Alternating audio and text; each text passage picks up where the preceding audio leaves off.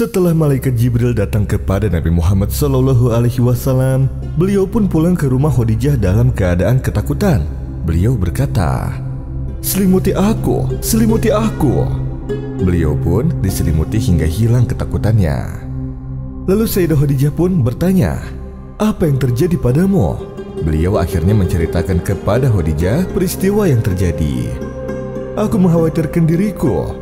Maka Khadijah berkata, "Demi Allah, Allah tidak akan mencelakakanmu selamanya, karena engkau adalah orang yang menyambung silaturahim." Ya ayyuhal muzammil, qumil layla illa qalila, nisfahu aw inqus minhu qalila, aw zid alayhi warattilil qur'ana tartila.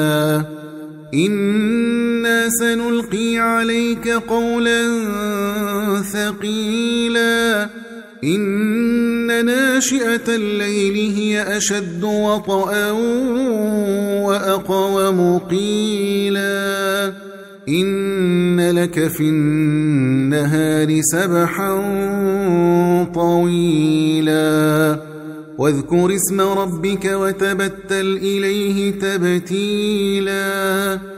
Khadijah kemudian menemui Waraqah bin Naufal untuk menceritakan apa yang terjadi pada Nabi Muhammad. Maka Waraqah bersorak, "Malaikat, malaikat, demi Allah, kau harus mempercayaiku wahai Khadijah. Ini adalah namus seperti yang pernah Allah turunkan kepada Musa. Dan suamimu adalah nabi umat ini, maka katakanlah padanya agar dia meneguhkan dirinya." Kemudian Khadijah pun kembali menemui Rasulullah SAW dan memberitahukan apa yang Waraqah katakan. Beliau ketika itu menyepi di Gua Hira selama 1 bulan. Ketika sudah selesai menyepi, maka beliau turun ke arah lembah. Kemudian beliau mendengar suara orang yang memanggil, maka beliau pun menengadahkan kepalanya. Beliau melihat malaikat Jibril. Beliau lalu pulang, kemudian beliau berkata, "Selimutilah aku, selimutilah aku."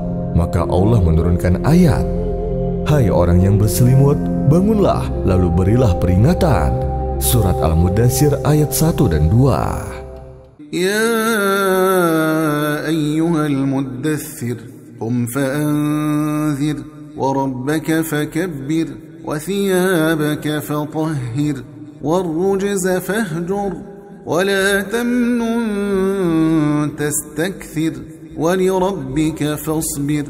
Nabi Muhammad SAW pun memulai misi dakwahnya secara sembunyi-sembunyi, dan orang pertama yang beriman kepadanya adalah istrinya Sayyidah Khadijah binti Khuwailid radhiyallahu anha. Beliau mempercayai ajaran yang dibawa oleh Nabi Muhammad SAW. Maka Allah ringankan beban nabinya dengan kebebasan Khadijah di sampingnya. Setiap kali kaumnya mengingkarinya, selalu ada Sayyidah Khadijah yang mendukungnya, mempercayainya, dan mengeluarkan suaminya dari kesedihan-kesedihan yang ia alami. Nabi Muhammad SAW menjalankan dakwahnya secara sembunyi-sembunyi selama 3 tahun. Dan laki-laki yang paling pertama beriman kepadanya adalah Sayyidina Abu Bakar As-Siddiq radhiyallahu anhu. Sayyidah Asma beserta keluarga Sayyidina Abu Bakar As-Siddiq pun mengucapkan kalimat syahadat bahwa ia bersaksi tiada Tuhan selain Allah dan bahwa Muhammad adalah utusan Allah. Nabi Muhammad menjelaskan kepada Abu Thalib tentang ajaran mentauhidkan Allah dan meninggalkan penyembahan kepada berhala, dan bahwa telah datang kepadanya wahyu dari Allah. "Wahai Muhammad, aku tidak bisa meninggalkan agama leluhurku supaya bangsa Arab tidak mencelaku. Wahai keponakanku, sungguh aku akan berdiri paling depan untuk membelamu jika kaummu mengingkarimu. Aku akan mendukungmu dan menolongmu." Dakwahnya pun mulai menyebar ke masyarakat Mekah. Bilal bin Rabah radhiyallahu anhu masuk Islam, dan kelak dialah yang menjadi muazin andalan Nabi Muhammad SAW. Sayyidina Ali bin Abi Thalib juga ikut mengucap kalimat syahadat. Ali bersaksi bahwa tiada Tuhan selain Allah dan bahwa Muhammad adalah utusan Allah. إنما وليكم الله ورسوله والذين آمنوا الذين يقيمون الصلاة ويؤتون الزكاة وهم راكعون ومن يتول الله ورسوله والذين آمنوا فإن حزب الله هم الغالبون. Lalu Sayyidina Mus'ab bin Umar ikut masuk Islam. Begitulah kondisi Nabi Muhammad yang disaksikan oleh para pemuka Quraisy. Maka mereka pun menemui Umayyah. Apa-apaan ini maksudnya, Tuanku Umayyah? Apa maksudmu? Aku melihat Bilal duduk bersama Muhammad. Kalau itu benar, aku akan menyiksanya dengan siksaan yang amat pedih. Dari mana kau, budak? Tuanku, tadi aku sedang bersilaturahim ke tetangga. Aku mendengar kabar bahwa kau duduk bersama Muhammad. Betul, Tuanku. Apa? Aku beriman kepada Allah dan Rasul-Nya. Apa yang kau katakan? Kalau kau tidak kembali kepada agamamu yang dulu, maka aku akan menyiksamu dengan azab yang amat pedih. Aku tidak akan kembali, Tuanku. Maka mereka pun menyiksanya dan meletakkannya di bawah terik matahari yang membara. Mereka lalu meletakkan batu besar di atas tubuhnya. Ingkari ajaran Nabi Muhammad, maka kami akan membebaskanmu dan memakaikanmu baju berbahan sutra dan emas. Dialah Tuhan yang Maha Esa. Kau akan tertimpa siksaan yang lebih pedih. Kembalilah kepada Tuhanmu. Dialah Tuhan yang Maha Esa. Kami tidak akan mengampunimu sampai kau kembali kepada keyakinanmu yang dulu, wahai wajah hitam. Dialah Tuhan yang Maha Esa. Ketika Sayyidina Abu Bakar sudah menjadi muslim, ia membeli Bilal dan membebaskannya. Lalu ia mulai berdakwah kepada para sahabatnya. Di tangan Sayyidina Abu Bakarlah Abdurrahman bin Auf, Sa'ad bin Abi Waqqas, dan Thalha bin Ubaidillah masuk Islam. Maka 8 orang inilah yang pertama kali masuk Islam. Mereka pun menjalankan sholat dan zakat.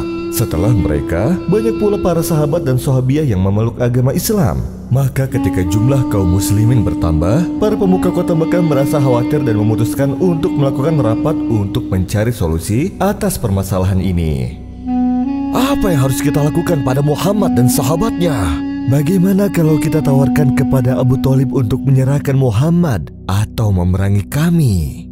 Kalau begitu, kirimlah utusan kepada Abu Thalib supaya kita bisa bermusyawarah. Tapi ingat, kita tidak akan meninggalkan Tuhan kita.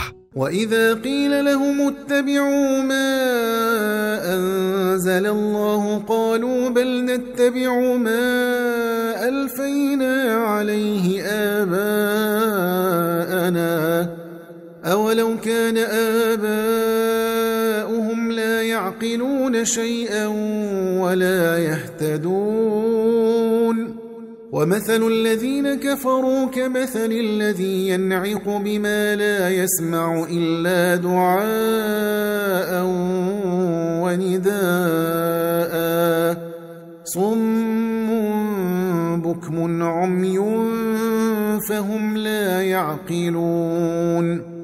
Ketika para pembesar kaum Quraisy mengetahui bahwa Abu Thalib tidak akan menyerahkan Nabi Muhammad SAW, mereka pun membuat rencana aneh yang tidak pernah terfikirkan di benak orang lain.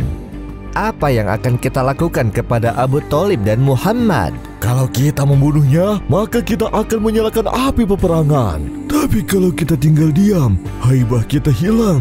Bagaimana menurutmu, wahai Abu Sufyan?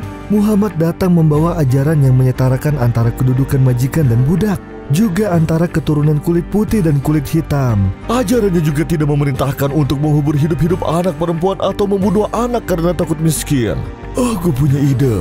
Semoga Abu Thalib menyetujuinya. Apa itu, wahai Ibnul Mughirah? Ikuti aku.